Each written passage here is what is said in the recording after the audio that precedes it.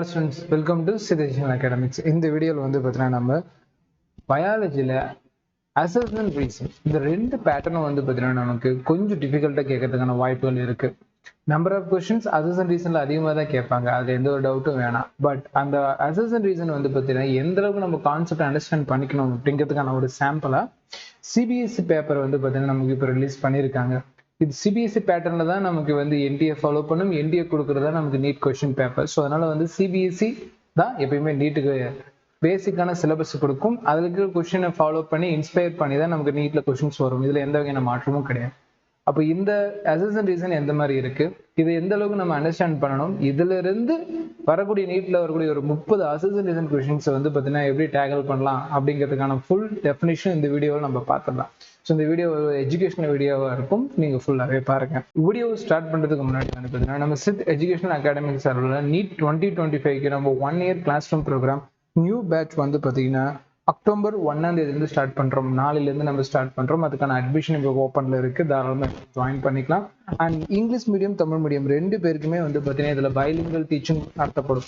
So Tamil medium ஸ்டூடெண்ட்ஸ்க்கு கம்பல்சரியாக சில இங்கிலீஷ் வார்த்தைகள் தெரிஞ்சாகணும். அது இல்லைனா வந்து பார்த்தீங்கன்னா நம்ம 650 அபவ் எடுக்கிறது ரொம்ப டிஃபிகல்ட்டாக இருக்கும். அதனால தான் வந்து பார்த்தீங்கன்னா மெஜாரிட்டியான ஸ்டூடெண்ட்ஸ் வந்து தமிழ் மீடியத்தில் நீட்டை 600 வந்து ஸ்கோர் பண்ணுறது ரொம்ப டிஃபிகல்ட்டாக ஃபீல் பண்ணுறாங்க. ஸோ அவங்களுக்கு ஏற்ற மாதிரி வந்து பார்த்தீங்கன்னா பைலிங்குவலில் உங்களுக்கு இந்த முறை பேட்ச் நடத்தப்படும். ஸோ இதில் வந்து பார்த்தீங்கன்னா ஹாஸ்டல் கேம்பஸ் வந்து கேர்ள்ஸ் அண்ட் பாய்ஸுக்கு செப்பரேட்டாக கொடுக்கப்படும். இந்த ஹாஸ்டல் பாய்ஸ் அண்ட் கேர்ள்ஸுக்கு கொடுக்கக்கூடியதுல ஃபேக்கல்டிஸ் நீட் ஃபேக்கல்ட்டியும் உங்கள் கூடயே ஸ்டே பண்ணி உங்களுக்கு வந்து கிளாஸஸ் எடுக்க போகிறாங்க. ஸோ அதனால் ஒரு ஃபுல் டே கைடன்ஸ் உங்களுக்கு கண்டிப்பாக இதில் கிடைக்கும். நம்ம ஸ்கூல் கேம்பஸில் தான் கொடுத்துருக்கோம், எஸ்விஎம் ஐஎஸ்என்டி ஸ்கூல் கேம்பஸில் தான் கொடுத்துருக்கோம் சேலத்தில். ஸோ அதனால் வந்து தாராளமாக நீங்கள் ஸ்டே பண்ணி படிக்கலாம். ஸ்டே பண்ணி படிக்கிறத நான் எப்பயுமே ப்ரிஃபர் பண்ணுவேன். பிகாஸ் வந்து இந்த அளவுக்கு காம்படிஷன் ஹெவியாக இருக்குது. உங்கள் கூடயே இருக்கணும், ப்ளஸ் கைடன் பண்ணணும். எது எப்படி வந்து உங்களுக்கு எந்தெந்த டைமில் நீங்கள் டீச் பண்ணுவாங்க அப்படிங்கிற ஒரு விஷயமும், அதில் எப்படி நம்ம லேர்ன் பண்ணிக்கிறோம், அதுலேருந்து நம்ம மிஸ்டேக்ஸ் எப்படி எரர் நோட் எடுக்கிறோம் அப்படிங்கிறது நம்ம ரொம்ப ரொம்ப முக்கியமான ஒரு விஷயம். ரெண்டாவது வந்து பார்த்தீங்கன்னா நம்மளோட ஃபீஸ் டீட்டெயில் டிரான்ஸ்பரண்ட் இதிலே கொடுத்துட்டேன். 55,000 நீங்கள் ஸ்காலர்ஷிப் வந்து பார்த்தீங்கன்னா எக்ஸ்ட்ரா 25,000 வரைக்கும் நீங்கள் ஸ்காலர்ஷிப் டெஸ்ட் எழுதலாம். ப்ளஸ் அகாடமிக் ட்ராப்பர்ஸ் 7.5 ஸ்டூடெண்ட்ஸ்க்கும் வந்து பார்த்தீங்கன்னா நம்ம ஸ்பெஷல் ஸ்காலர்ஷிப் கொடுத்துருக்கோம். அகாடமிக் ட்ராப்பர்ஸ்னா இது வரைக்கும் ஒரு அகாடமியில் ஜாயின் பண்ணியிருப்பீங்க, பட் நீங்கள் ஒரு பெரிய ஃபேம் இருக்கிற அகாடமி நம்பி போயிருப்பீங்க. பட் பிகினர்ஸ் ஃப்ரெண்ட்லி இல்லாமல் இருக்கும் பட்சத்தில் உங்களுக்கு சரியாக டெஸ்ட் வைக்கல, சரியாக உங்களுக்கு கிளாஸ் நடத்தலை, டவுட் சால்வ் பண்ணல அப்படின்னா நீங்கள் அங்கேருந்து ட்ராப் பண்ணிட்டு தாராளமாக வெளியே வந்தீங்கன்னா நம்ம அகாடமியில் அதுக்கேற்ற மாதிரி அங்கே எவ்வளோ பே பண்ணுறீங்களோ அதுக்கேற்ற மாதிரி இங்கே நீங்கள் லோவாக தான் பே பண்ணுவீங்க. ஸோ அகாடமிக் ட்ராப்பர்ஸ்க்கும் ஸ்பெஷல் டிஸ்கவுண்ட் இருக்கு. அந்த நம்ம நியூ சிலபஸை ஃபாலோ பண்ணி தான் கிளாஸ் எடுக்க போகிறோம் அப்படிங்கிற ஒரு விஷயத்தையும் நீங்கள் தெளிவுபடுத்துறீங்க. நிறைய பேருக்கு நியூ சிலபஸ்னா என்னென்னு தெரியதில்லை. ரெண்டாவது வந்து பார்த்தீங்கன்னா நம்ம புக் ஃபீஸ் வந்து பார்த்தீங்கன்னா 5,000 தான் கொடுத்துருக்கோம். அதனால வந்து பார்த்தீங்கன்னா இதுலேயே உங்களுக்கு டெஸ்ட்டு வந்து பார்த்தீங்கன்னா ஆட் ஆகிடுது. அடுத்த டெஸ்ட் பேட்சும் ஆன்லைன் பேட்சும் வந்து 1ஆம் தேதியிலிருந்து ஸ்டார்ட் பண்ணுறோம். அதுக்கான என்கொயரிஸும் இப்போ ஓப்பனில் இருக்குது. ஸ்க்ரீனில் காட்டக்கூடிய 90805492 நம்பரை கான்டாக்ட் பண்ணி அதுக்கான என்கொயரிஸ் நீங்கள் ஸ்டார்ட் பண்ணிக்கலாம். ரைட், இங்கே பாருங்க நம்மளோட ஹாஸ்டல் ஷெடியூலில் பொறுத்த வரைக்கும் மார்னிங் 5:30 ஸ்டார்ட் பண்ணக்கூடிய கைடன்ஸ் ஈவினிங் 10 PM வரைக்குமே உங்களுக்கு கூடவே இருந்து டீச்சர்ஸ் வந்து நடத்த போறாங்க. இந்த ஃபுல் டே அப்படிங்கிறதுலையும் உங்களுக்கு ரெகுலர் இன்டர்வல்ல வந்து பிரேக் கொடுத்து அதுக்கு ஏற்ற மாதிரி தான் உங்களுக்கு இந்த 97 சாப்டர்ஸ் முன்னாடி இருந்துச்சு, இப்போ 79 சாப்டர்ஸாக ரெடியூஸ் ஆயிருக்கு. அந்த சாப்டர்ஸ்க்கு ஃபுல்லாகவே ஃபுல் கொஸ்டின் ப்ராக்டிஸும் உங்களுக்கு கொடுக்க போறாங்க. ரெண்டாவது, இப்போ ஆல்ரெடி நம்ம ஸ்டார்ட் பண்ண பேட்ச்ல இந்த ப்ளஸ் பாயிண்ட்ஸும் நம்ம இந்த நியூ பேட்ச்ல ஆட் பண்ணியிருக்கோம். Morning and evening daily classes கொடுக்குறோம், அதில் ரிவிஷன் கிளாஸும் ப்ரொவைட் பண்ணுறோம், சண்டே டெஸ்ட் வைக்கிறோம், அண்ட் வீக்குக்குள்ள ஒரு சாப்டர் வைஸ் நம்ம டெஸ்ட் வைக்கிறோம். பார்ட் 1, பார்ட் 2, பார்ட் 3ன்னு சொல்லி டெஸ்ட் வைக்கிறோம். ஃபிசிக்ஸ் நீங்கள் வீக்காக இருந்தீங்கன்னா ஃபவுண்டேஷன் கிளாஸ்லேருந்து நடத்தக்கூடிய ஒரே அகாடமி நம்ம அகாடமி தான். ஸோ அதனால் வந்து தாராளமாக நீங்கள் அதை பயன்படுத்திக்கலாம். சேலத்தில் நம்ம ஃபவுண்டேஷன் ஃபிசிக்ஸ் தமிழில் நீங்கள் எதிர்பார்க்குறீங்க, இங்கிலீஷில் ரொம்ப 8th to 8th லெவலில் நீங்கள் வந்து பார்த்தீங்கன்னா ஃபவுண்டேஷன் தெரிஞ்சுக்கணும்னாலும் நம்ம அகாடமி மட்டும்தான். ரீரிப்பீட்டர்ஸ்க்கு வந்து பார்த்தீங்கன்னா ஸ்பெஷலைஸ்ட் கிளாஸ் இருக்குது. இனிஷியல்லேருந்து உங்களுக்கு ஃபுல் டெஸ்ட் கொடுக்கப்படும். அடுத்து வந்து பார்த்தீங்கன்னா இனிஷியலாக சொன்ன மாதிரி 7.5 அண்ட் அகாடமிக் ட்ராப்பர்ஸ்க்கு ஸ்பெஷல் டிஸ்கவுண்ட் இருக்குது, மறக்காமல் பயன்படுத்திக்கிங்க. ஸோ அட்மிஷன் ஓப்பனில் இருக்குது, இப்போயே நீங்கள் ஜாயின் பண்ணிக்கலாம் அப்படிங்கிறத சொல்லிட்டு இன்னைக்கான டாப்பிக்கை நம்ம ஸ்டார்ட் பண்ணலாம். ஆல்ரெடி வந்து பார்த்தீங்கன்னா நீட்டில் சம் ஓரியன்டாக நம்ம கேட்பாங்க அப்படின்னு நான் சொல்லியிருக்கேன். அதுக்கான டாபிக்ஸ் கேட்டிருக்கீங்க, அது அடுத்த வீடியோவில் ரெடி ஆகிட்டு இருக்கு. இப்போ என்னன்னா இந்த 4 கொஸ்டின்ஸ் பாருங்க. இந்த 4 கொஸ்டினுமே இப்போ சிபிஎஸ்சியில் நம்ம கேட்ட கொஸ்டின்ஸ் தான். ரைட், இந்த கொஸ்டின்ஸ் எப்படி இருக்கு ஒரு டைம் லுக் அவுட் பண்ணி பார்த்துடலாம். இந்த 4 கொஸ்டினுமே வந்து பார்த்தீங்கன்னா நமக்கு கான்செப்ட் பேஸ் பண்ணி இருக்கு. டைரக்ட் என்சிஆர்டி லைன் இதில் இருக்கிறத தாண்டி கான்செப்ட் அண்டர்ஸ்டாண்ட் பண்ணா மட்டும்தான் நம்மளால எழுத முடியும் அப்படிங்கிற கான்செப்ட் இதுல இருக்கு.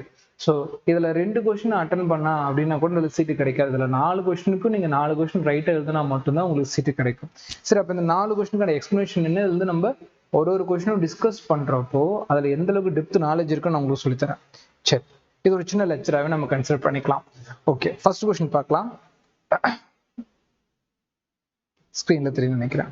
ஸோ அசர்ஷன் ரீசன் எப்படி டேக்கிள் பண்றதுன்னு ஆல்ரெடி நான் வீடியோ போட்டிருக்கேன். கிட்டத்தட்ட ஒரு 30 கொஸ்டின் நம்ம எதிர்பார்க்குறோம். 100 கொஸ்டினுக்கு 30 அபோவ் வந்து பார்த்தீங்கன்னா அசர்ஷன் ரீசன் இந்த வருஷம் எக்ஸ்பெக்ட் பண்றோம். ஏன்னா பேப்பர் டிஃபிகல்ட்டி ஈஸி தாண்டி அசர்ஷன் ரீசன் பேட்டர்ன் தான் நம்மளுக்கு கொஞ்சம் கன்ஃபியூஷன் பண்ண முடியும். அதுல வந்து பார்த்தீங்கன்னா பசங்களை 50-50 பிரிச்சிட முடியும். அதனால வந்து அசர்ஷன் ரீசன் வந்து பார்த்தீங்கன்னா கண்டிப்பா 30 கொஸ்டின்ஸ்க்கு மேல வரும். நான் பிசிக்ஸ் கெமிஸ்ட்ரி சேர்த்து சொல்லிட்டு இருக்கேன். ரைட், இப்போ அப்பேற்பட்ட அசர்ஷன் ரீசன்ல இப்போ நமக்கு பயாலஜியில் எந்த மாதிரி கேள்வி இருக்கு அப்படி பார்த்தோன்னா, முதல் கேள்வி கொஞ்சம் கான்செப்டை டெப்தா புரிஞ்சுக்கிற ஸ்டூடெண்ட்ஸால் மட்டும் தான் எழுத முடியும். டேரக்டா இன்சைடு லைன் பை லைனா இருக்குது, இன்சைடு புக்கை வச்சு படிக்கிறது மூலமா என்ன சால்வ் பண்ண முடியும் அப்படின்னு நம்புற ஸ்டூடெண்ட்ஸ்க்கு ஃபர்ஸ்ட் கொஸ்டின் வந்து பார்த்தீங்கன்னா ஒரு சவாலா இருக்கும். ஏன் கொஸ்டினை படிச்சு பார்க்கலாம். அசர்ஷன் ரீசன் வந்து பார்த்தீங்கன்னா 4 பேட்டர்ன் தாங்கன்னா, ஒன்று அசர்ஷன் ரைட்டா இருக்கும், ரீசனும் ரைட்டா இருக்கும். அடுத்தது அசர்ஷன் ரீசன் ரைட்டா இருக்கும் பட்சத்துல ரெண்டுமே ஒன்னோட ஒண்ணு பெர்ஃபெக்ட்டா எக்ஸ்பிளைன் பண்ணும். ரெண்டாவது அசர்ஷன் கரெக்டா இருக்கும், ரீசன் கரெக்டா இருக்கும், ஒன்னோட ஒண்ணு வந்து பாத்தீங்கன்னா பெர்ஃபெக்ட்டா எக்ஸ்பிளைன் பண்ணாது. மூணாவது அசர்ஷன் ரைட்டா இருக்கும், ரீசன் ராங்கா இருக்கும். நாலாவது போத் அசர்ஷனும் ராங்கா இருக்கும், ரீசனும் வந்து பாத்தீங்கன்னா ராங்கா இருக்கும், ரெண்டுமே ராங்கா இருக்கும். இந்த மாதிரி 4 டைப்ல உங்களுக்கு சாய்ஸஸ் இருக்கும் அப்படிங்கிறது நீங்க புரிஞ்சுக்கணும்.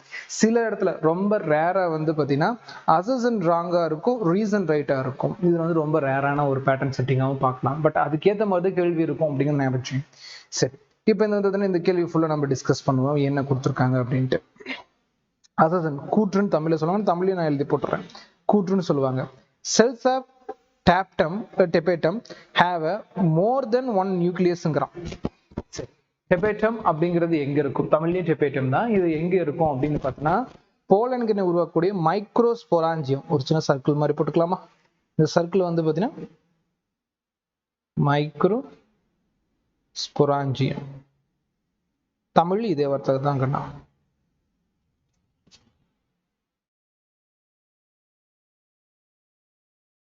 மைக்ரோஸ்பொராஞ்சியம். இந்த மைக்ரோஸ்பொராஞ்சியத்துக்குள்ள இருக்கக்கூடிய யங் போலன் கிரெயின்ஸ்க்கு வந்து நியூட்ரிஷன்ஸ் கொடுக்கணும்.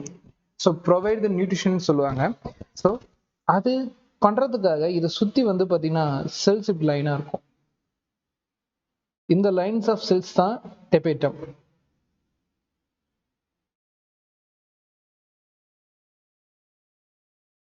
சரி, இந்த டெபேட்டம் இருக்கு பார்த்தீங்களா? இந்த செப்பேட்டத்தை கொஞ்சம் ஜூம் பண்ணீங்கன்னா இதுக்குள்ள வந்து பார்த்தீங்கன்னா பை நியூக்ளியேட்டட் கண்டிஷன் இருக்கும். இதுதான் கான்செப்ட் பேஸ்டு. ஸோ ஒரு டீச் பண்றப்போ இதுல எந்த மாதிரி நியூக்ளியஸ் கண்டிஷன் இருக்கும் அப்படிங்கிறதெல்லாம் லைன் பை லைனா தெரிஞ்சுக்கணும்.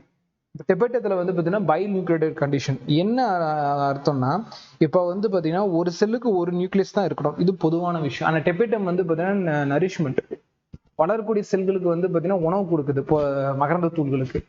அப்போ இது உணவு கொடுக்கறதுனால கண்டிப்பா இதுல என்ன வேணுக்குன்னா உட்கரு நியூக்ளியஸ் வந்து கொஞ்சம் அதிகமாக தான் இருக்கணும். சரி, அதனால வந்து பாத்தீங்கன்னா இது மைட்டோசிஸ்க்கு இன்வால்வ் ஆகும். என்ன மைட்டோசிஸ்? எண்டோ மைட்டோசிஸ், செல்லுக்குள்ளேயே நடக்கிறதுனால இதுக்கு பேரு எண்டோ மைட்டோசிஸ்ன்னு சொல்லுவாங்க. இந்த எண்டோ மைட்டோசிஸ் அக கருவுறுதல், சரி, அக நேரடி பிளவு நடைபெறும். அது முடிஞ்சதுக்கு அப்புறம் இந்த செல்லுக்குள்ள என்ன ஆகும்? இது ரெண்டுமே 2 நியூக்ளியஸா மாறும். ஸோ அப்போ இது என்ன கண்டிஷன்? பை நியூக்ளியேட்டட், இரட்டை கரு அப்படின்னு சொல்லுவாங்க. உட்கரு, by nucleated.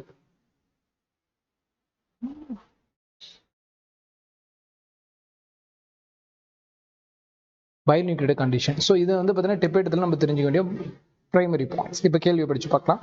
Assertion cells of tapetum have more than one nucleus, ஒரு நியூக்ளியஸை விட அதிகமான எண்ணிக்கையில வந்து ஒரு செல்லுக்குள்ள இருக்கும், டெபேட்டத்துல இருக்கும் அப்படிங்கிறாங்க. கரெக்டானா? கண்டிப்பா கரெக்ட் தான். நான் பை நியூக்ளியேட் கண்டிஷன் சொன்னேன். பைனா 2 தானே, அப்போ 1 விட அதிகம். அப்போ இந்த இடத்துல அசர்ஷன் என்னவா இருக்கு? கரெக்டா இருக்கு. தே அண்டர்கோர் மியாசிஸ் வித்தவுட் சைட்டோகைனஸ். சைட்டோகைனஸ் நடக்காது, அது வேற விஷயம். சைட்டோகைனஸ் நடந்துச்சுன்னா வந்து பார்த்தீங்கன்னா 2 செல்லா உடஞ்சிரும். அப்போ ஒரு செல்லுக்கு ஒரு நியூக்ளியஸ், இன்னொரு செல்லுக்கு ஒரு நியூக்ளியஸ், இது கரெக்ட். ஆனா இங்க என்ன கொடுத்துருக்கோம்? மியாசிஸ்ங்கிறான். மியாசிஸ் நடக்காதுக்கண்ணா. மியாசிஸ் வந்து மேக்ஸிமம் ரீப்ரொடக்டிவ் செல்ஸில் தான் நடக்கும். இங்க வந்து பாத்தீங்கன்னா குன்றல் பிறவுன்னு சொல்லக்கூடிய இந்த வார்த்தையை பயன்படுத்தக்கூடாது. இந்த இடத்துல என்ன வந்திருக்கணும்? மைட்டாசிஸ். இன்னும் சூப்பரா சொல்லணும்னா எண்டோ மைட்டாசிஸ். அப்படிங்கிறப்ப இந்த இடத்துல இந்த ஸ்டேட்மெண்ட் என்னது? ராங். அப்போ ரீசன் ராங். சரி, இன்னொரு டைம் வேகமா இதை மட்டும் என்னன்னு சொல்லி பார்த்துடலாமா? படிச்சு பார்க்கலாமா? Cells of tapetum have a more than one nucleus. ஆமா, ஏன்னா 2 நியூக்ளியஸ் வச்சிருக்கு. they undergo meiosis without cytokinesis. meiosis நடக்காது, எண்டோமைட்டாசிஸ் நடக்கும், குன்றல் பிரிவு கிடையாது, நேரடி பிளவு அப்படிங்கிறத நம்ம ஞாபகம் வச்சுக்கணும். ஓகேவா? இது எப்படி ஷார்ட்கட் ஞாபகம் வச்சுக்கணும்னா, டேப் ரெக்கார்டர்ல நேரா பாட்டு கேட்டா ஞாபகம் வச்சுக்கலாம். டேப் ரெக்கார்டர்ல நேரா பாட்டு கேட்டா ஞாபகம் வச்சுக்கலாம். டெபேட்டம் நேரடி பிளவு முறை, மைட்டாசிஸ் அப்படின்னு ஞாபகம் வச்சுக்கலாம். ஓகேவா? இது வந்து பார்த்தீங்கன்னா ஷார்ட்கட்டு எழுதி வச்சுங்க. அடுத்தது நெக்ஸ்ட் ரெண்டாவது கொஸ்டின், அசர்ஷன் அண்ட் ரீசன். இது அதே பேட்டர்ன்ல ரெண்டாவது கொஸ்டின் எப்படி கொடுத்துருக்கான்னு பார்ப்போம். டிஆக்சி ரைபோ நியூக்ளியோசைடு ட்ரைபாஸ்பேட், அதாவது டிஎன்டிபி, சர்வ் டுயல் பர்பஸ். இது வந்து பார்த்தீங்கன்னா 2 வகையான வேலையை செய்யணும்னு சொல்றாங்க. எஸ், கண்டிப்பா வந்து டிஎன்டிபிக்கு 2 முக்கியமான வேலை இருக்கு. என்னென்ன வேலை? எப்பயுமே இது நம்ம வந்து பார்த்தீங்கன்னா டெப்தா புரிஞ்சுக்கணும். இதுக்கு அந்த 2 ஒர்க் இருக்கு. ஒன்னு வந்து பார்த்தீங்கன்னா சப்ஸ்ட்ரேட்டா இருக்கும், தலைப்பொருள்னு சொல்லுவாங்க.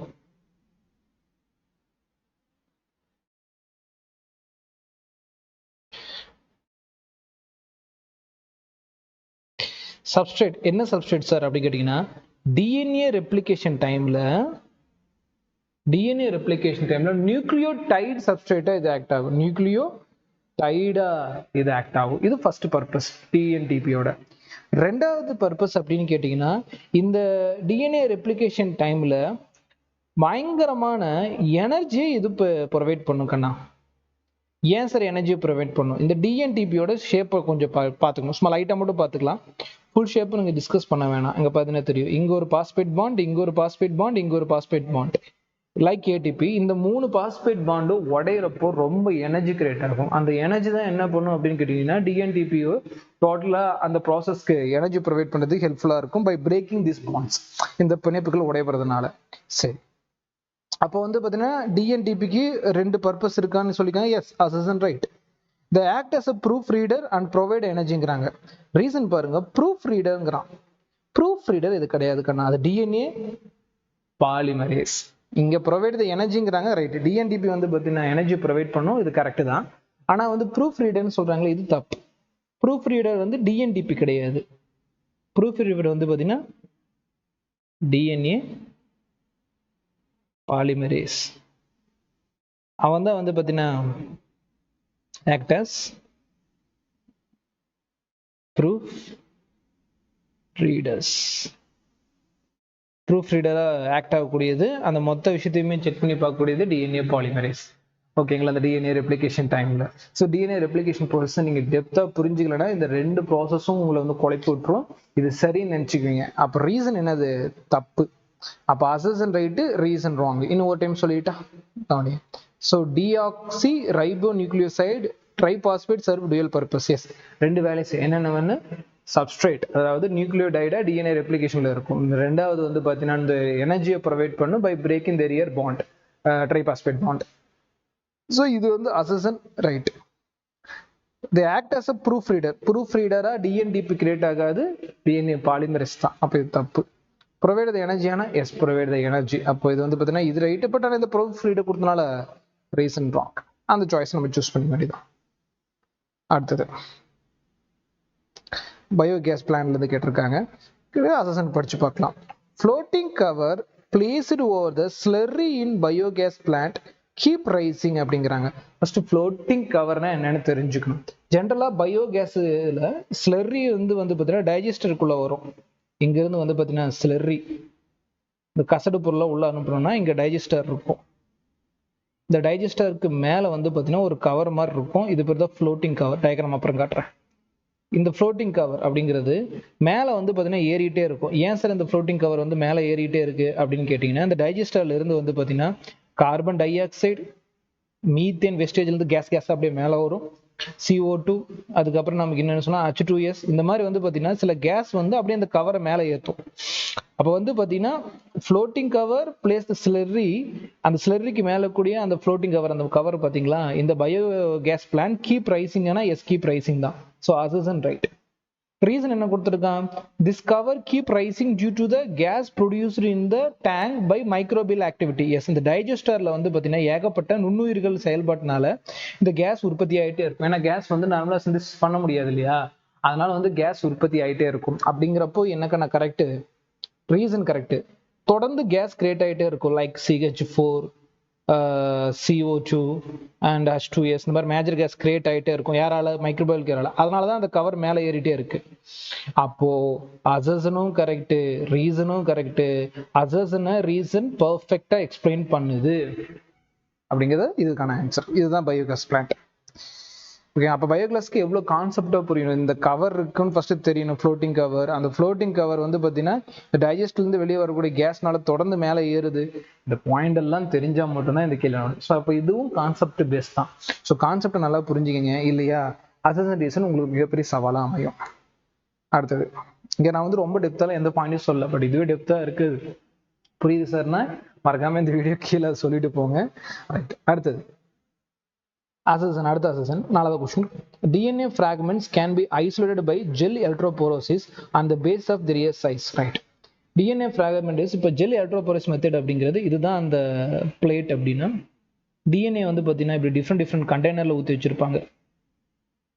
Samples, A sample, B sample, C sample. இப்போ வந்து பார்த்தீங்கன்னா ஜெல் எலக்ட்ரோபோரேசிஸ்னா இதுக்குள்ள ஏகப்பட்ட ஜெல் இருக்கும். இந்த ஜெல் இருக்குது இல்லை, இந்த ஜெல்லு என்னன்னா அகரோஸ் ஜெல்லுன்னு சொல்லுவாங்க. இது என்ன சார் பண்ணும் அப்படின்னு கேட்டீங்கன்னா, இந்த பக்கம் வந்து நெகட்டிவ் டெர்மினல் கொடுத்துருவாங்க, இந்த பக்கம் பாசிட்டிவ் டெர்மினல் கொடுத்துருவாங்க. இந்த டிஎன்ஏ இங்கிருந்து வந்து பார்த்தீங்கன்னா வேகமா பாசிட்டிவ் நோக்கி போயிட்டு இருக்கும். ஏன்னா டிஎன்ஏ ஒரு நெகட்டிவ். இதுவே ஒரு நீட் கொஸ்டின். டிஎன்ஏ நெகட்டிவ் சார்ஜா இருக்கிறதுனால பாசிட்டிவ் சார்ஜை நோக்கி ஓடுது. அப்ப ஜெல் எலக்ட்ரோமேட்டிக்ஸ் மெத்தட்ல போகுது. அப்படி வேகமா ஓடுது இல்ல, இது சார்ஜ்னால போகுதா அப்படிங்கறதை தாண்டி அதோட சைஸ்னால ரொம்ப முக்கியம். சின்ன சின்ன சைஸ் ரொம்ப வேகமா போயிடும். பெரிய பெரிய டிஎன்ஏ சைஸ் இங்க மாட்டிக்கும்.